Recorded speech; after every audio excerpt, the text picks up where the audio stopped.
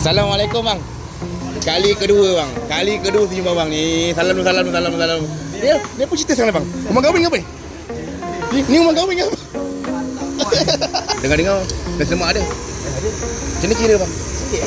RM1. Nasi lemak saya nak penuh pinggan tu. Air saya teh ais kosong, sirap ais kosong dengan Nescafe tarik ais. Boleh bang Jing kalewa, jing kalah.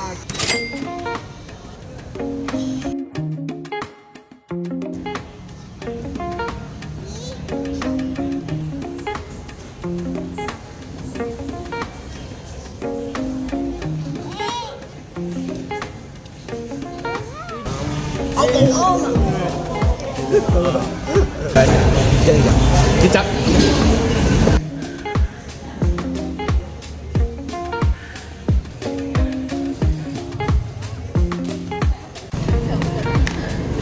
Kat luar tu beratur kan.